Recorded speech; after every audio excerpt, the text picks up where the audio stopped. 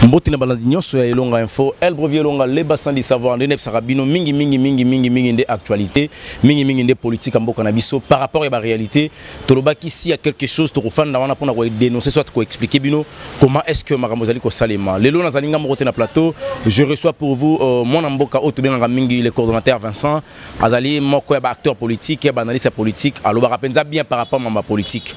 Mbote mon mboka. Bonne santé. Ça va par la grâce. Plateforme électorale, cash, proposition et outils d'Anzele à mon amboka Vital Kamerhe et comme plateforme politique. C'est une bonne idée pour Nayo étant politicien toté. Bon, personnellement, on a recadré certaines choses. Monsieur Kamerhe n'a pas qualité. Il y a proposé d'abord que cash est comme une plateforme électorale. Derrière, propos naïe, un arbre qui cache la forêt. Vous savez très bien que M. Kamerhe tient à se retrouver auprès du chef de l'État.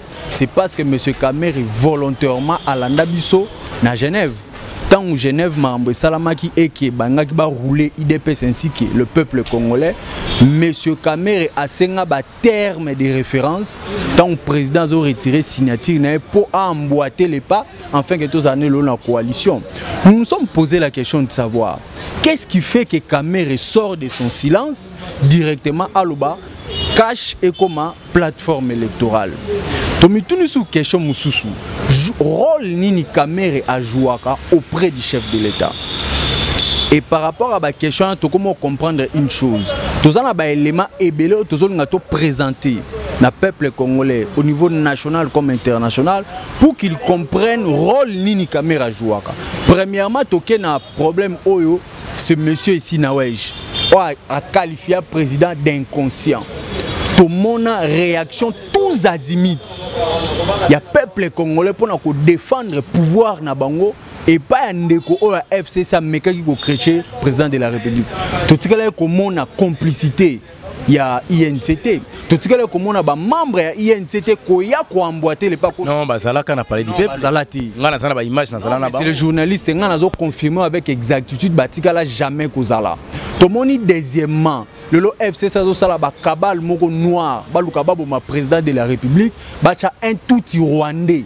Na place wana tout ce que le monde n'a jamais ba communicateur il y a INT to yé moko non président ya INT alors bata IOY tant bazaki na convention na bango ils n'ont rien dit tout le monde a awa tant pouvoir il y a président Tshisekedi oh ils a l'émanation à peuple congolais ils a menacé c'est toujours l'IDPS qui sort en créneau pour défendre le président de la République nulle part au monde corporation il y a INT nulle part au monde Monsieur Gabin, ou a porte-parole à INT, à défendre l'intérêt, n'est-ce pas, le président de la République, parce que le président de la République a une émanation à peuple. Tout ce que jamais comme on et le Kamerhe sort de son silence.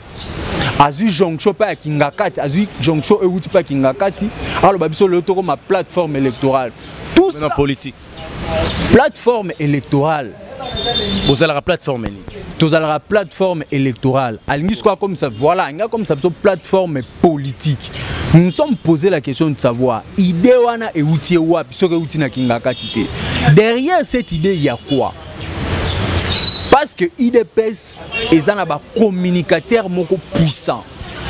Parce que IDPS est un bateau bazo défendre l'intérêt à Mboka.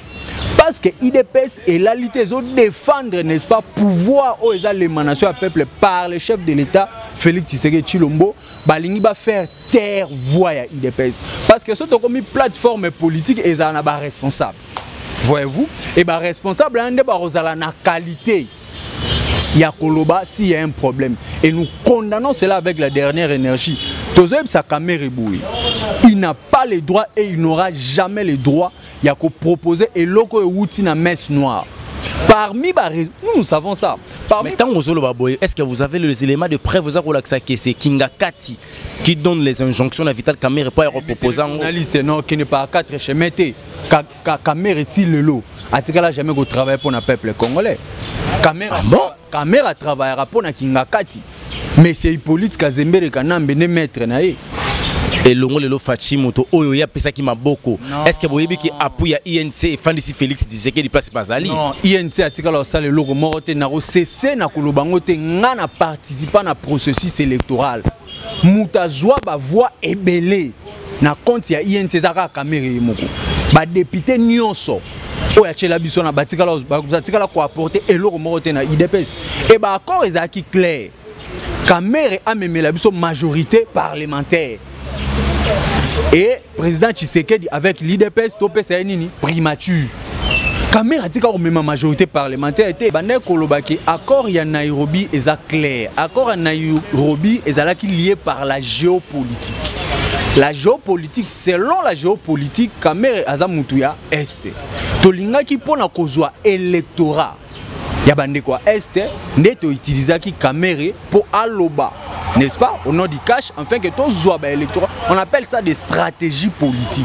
Mais yo lobi na village à Vital Kamere ni comment na village na. Non, na lobi boyi qui est ba accord auto salaki na Kamere zaki ba accord moko lié à la géopolitique. Nous savons très bien que mboka na biso géopolitique et ça la maratro. C'est-à-dire il faut zoa mutu moko X to Y pour na ozwa ba électorat ya ba autochtone ya X ou Y. Et Kamere loko la zamuto alobara ka zamuto est parce que biso debi que Kamere c'est un Burundais. Oh. Je vous dis. Est-ce que vous avez un problème avec Vital Kamere? Nous n'avons pas un problème avec Vital Kamere, mais nous comprenons petit à petit que ce monsieur a joué double jeu auprès du chef de l'État. C'est ainsi que Tolingito déshabillé. Afin que les peuples congolais comprennent vrai rôle ya Kamere ezanini. Na bande kolobake alliance na biso na Nairobi eza alliance moko liée à la géopolitique. Et le fait que Kamere alobaka ya zamuta est, c'est ainsi que tozwa kiye, n'est-ce pas? Pona aye la biso ba électorat ya est. Mais to constate que loko moko. Ngana lobaka yango soki batu ba lobela makambo élection faut bazana ba élément. Moi j'ai des éléments ya élection présidentielle. Il y a législatif national et provincial. Il y a 2018. Moutou aye la biso ba voix et belé. Ezaka Kamere moko. Batu nyon sonaye ba la biso ba voix te. Donc d'office, tu comprends que Kamere a za poids mouche. N'est-ce pas? Mais parce que le président de la République c'est un homme honnête. Et tu sais très bien que Kamere a joué un rôle de caméléon. Azana pour défendre l'intérêt de Burundi et non l'intérêt des Congolais. C'est ainsi que tu sais Kamere. Est-ce que, parce que tu sais très bien que conglomérat na bangoana alobaki en tant que président d'un parti politique. Alobaki te ko la directeur du cabinet et chef de l'État. Mais biso tonuto tuna Kamere mutuna moko. Toyebi responsable ya cash Azamoko que j'ai salué en passant le président Kabundu wa Kabundu. Est-ce que Aluka qui a solana président Kabundu en aparté pour proposer une proposition et ailleurs directement dans la voie publique? C'est ce que nous condamnons. Il y a que derrière cette proposition, il y a un arbre qui cache la forêt. Il y a un rejeté en bloc. Biso na IDPS to jamais plateforme au cash ou esa plateforme électorale et comme plateforme politique.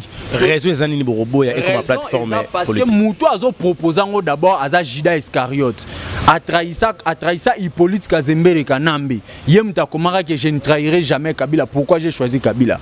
Automatiquement babé banana Kabila makambala car makambala congolais et a commis le lot na président Tshisekedi. Et c'est la même personne Judas Sakayota a proposé biso lelo, n'est-ce pas? Tokoma plateforme politique. Nous les rejetons à bloc. Voilà, tout le monde a mukie, tout le monde qui n'est ni le lot, mon amboka Gilbert Kankonde, bande kopenza meka qui ko interpellé au niveau de l'Assemblée nationale, ba député pour na makambo etali réalité les gars qui na Congo central pour na gouverneur Atou Matubwana Kozongi ça est en place. Interpellation ça vous dit quelque chose? Oui, normalement l'Assemblée nationale a les prérogatives données par la Constitution congolaise. Il y a quoi interpeller ministre après Sabango, bah information toi à s'expliquer. Ils ont ce droit là, mais nalinga qui to consulter dans nos histoires par rapport à Makambouana pour comme la réalité lelo. Tout a commencé na ba guerre na bango entre Atou titulaire na gouverneur na adjoint naïe. Atou a piégé, n'est-ce pas? Adjoint naïe. Pour balongolaye parce que adjoint naïe selon l'information tous anango baza batu moko baza minoritaire kuna na Congo central. A piégé adjoint naïe pour balongolaye. Et ça dit que il faut balongola à tout humilité parce que ça député provincial.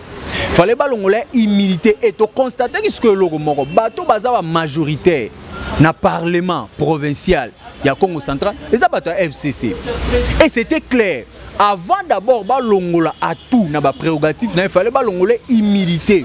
A comme ma personne ingrata, pour ba sala nini, ba traduire devant la justice. C'est les mêmes FCC qui ont rejeté à longola humilité, bango mbazaki na majorité parlementaire.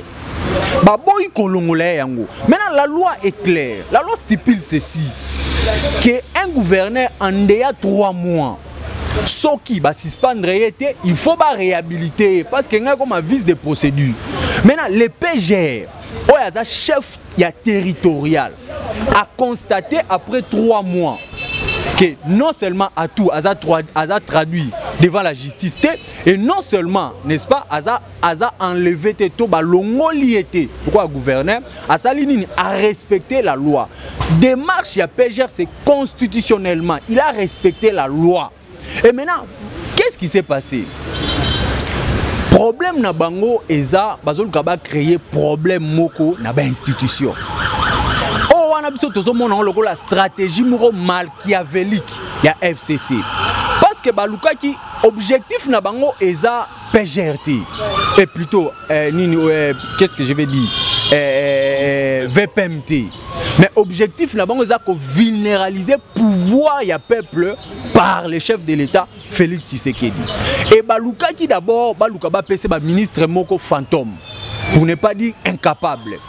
Ba kokite parce que ba moni président tient la barre très haute.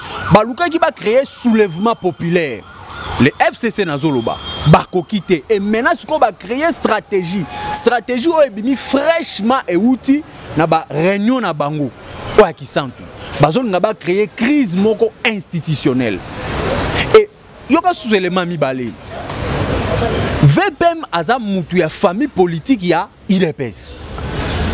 Et ils savent très bien que tant bazo toucher VPM, bazo toucher directement mutantis IDPS. Et tant où IDPS est bima pour revendiquer et porter soutien nango et pas à VPM PPRDA Kobima, to FCC Kobima, affrontement négocial la message nini, crise institutionnelle. Et ça plan moko orchestré, n'est-ce pas? Ouais, outil fraîchement na FCC. Et encore un autre élément. Tu as très bien sociologie politique ya mboka na biso. Et tu as très bien que na province na biso no so ba province o eza ba province ya batu moko bazalaka très doux. Eza bandeko na biso Congo central. Bandeko na biso Congo central bazaka conflictualité par exemple, passez-moi l'expression bazabatu moko baza très doux. Mais tu comprendre té moi na oyo Adrien na papi oh eza beau-frère ya né mon antemi se permet de rouer des coups, n'est-ce pas? Et pas VPM. C'est l'ordre de préséance. Après Sylvestre Ilunga, automatiquement c'est le VPM. En vertu de quelle autorité nous nous sommes posé la question de savoir? Et que ce monsieur-là, derrière tout ça, tout le monde a toujours une stratégie machiavélique, il y a FCC. Moi, je ne cesserai de le dire. Derrière tout ça, c'est le FCC. Qu'est-ce qui s'est passé? FCC a utilisé Kaka Eskizouana. Ouais, réhabilitation, voulais-je dire, il y a VPM et pas à tout. Pour les députés nationaux, il y a contre attaquer VPM. Et tant qu'on va attaquer VPM, il y très bien que l'IDP se défendra toujours la valeur. Et lorsque l'IDP se côté pour réagir, crise institutionnelle et bana directement. Tozo condamné et avec la dernière énergie. Tozo ngatoyebisa bandeko ya FFCC. Bino na chef na bino Hippolyte Kazembere Kanambe alias Kabila. Toyebi ba plan na bino nyonso machiavélique au bozo préparé. Toyebi pe que très bien stratégie ou outil directement. Na Kisantu, na réunion na bino. Yango tozo condamnant avec la dernière énergie. Toko tike la bino jamais temps. Pour réussir ba plan na bino, j'ai dit. Merci. Maintenant, je vais mingi penza interpellation du ministre à niveau Assemblée nationale. Tout le monde qui me konzambo kazate ko le Congo a pensé qu'il penza mon colo soit ordonnance présidentielle. Azala qui signé pour na Baba Kyungu, azala qui signé pour na Albert Yuma. Mais le oyo ministre ya portefeuille a bloqué système. A bloqué yango les KT. Mais Batika n'a jamais interpellé à niveau Assemblée nationale. 2 poids 2 mesures, c'est dit à quoi. Voilà encore un autre élément. Voilà encore un autre élément. Ministre Wana, en vertu de quelle autorité c'est-elle permis à bloquer ordonnance et chef de l'État? Si les loba Kyungu ainsi que l'autre, batikala jamais kokota en fonction à Bango. Pourquoi? Parce que ordonnance et chef de l'État et les aki Bango. Est-ce que monsieur Sylvestre Ilunga, Oyazo Senga demande d'explication pas à VPM? Est-ce que pourquoi à Bengina nous madame Wanate? Pourquoi interpeller qui était à RPC ba demande d'explication? Parce que ici, à Meta qui en cause une institution. Parce qu'il y a lieu de rappeler que le chef de l'État, c'est une institution au-delà de l'institution. Il n'a jamais fait ça.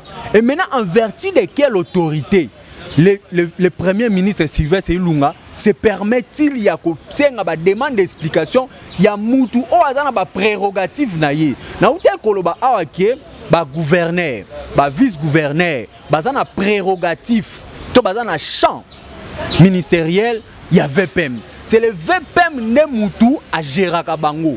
Et le VPM a le droit, parce que c'est un ministère à part entière. Il a le droit de coordonner, de superviser, d'orienter comme bon lui semble, selon la vision du chef de l'État. Pourquoi est-ce que Sylvestre Ilunga a interpellé qui madame la ministre Wanata portefeuille à Longwa? Ailleurs interpellé Gilbert Kankonde. Nous condamnons cela. Derrière tout ça, c'est toujours Bakabal, il y a FFCC. C'est toujours le FFCC, la crise institutionnelle. Enfin, que Amemabiso na plan à Zoloba, token na dialogue. Dialogue ouana.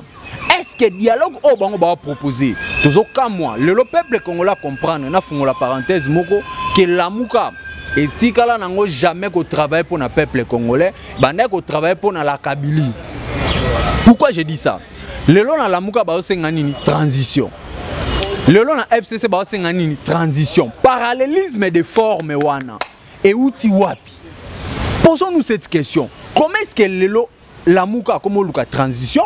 Comment est-ce que le FCC comme luka transition? Cependant, tokenaki na ba élection na 2018 et na scrutin voulais-je dire présidentiel mutumo kwa bima. À la personne, il y a Félix Tshisekedi Tshilombo, président élu au suffrage universel exprimé. Comment est-ce que bango bangba memabiso na politique? Oh batambola na ngona Hippolyte Kazembere.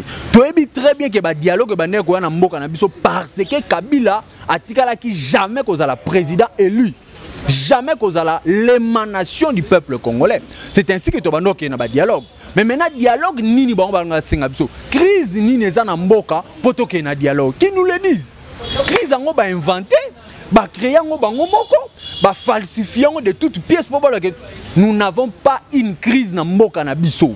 Crise eza na mboka na biso te ekotikala kozala jamais sous les auspices du chef de l'État. Donc ba dialogue na bino to rejeter en bloc. Et tu sais très bien que Moutaza orchestre Makambouana eza Kazembere. Nous les condamnons, nous les dénonçons avec la dernière énergie. Dialogue etikala kozala te parce que le chef de l'État a été élu au suffrage universel et derrière le peuple congolais, n'est-ce pas, se retrouve en lui. Et le peuple congolais à tous les 26 provinces vont soutenir. Il n'y aura pas un dialogue. En 2023 et en 2023, tu organises une élection. Azul sous mandat, sous toi avancer. Voilà une dernière question par rapport à l'émission à Lelo. Tout le monde a qui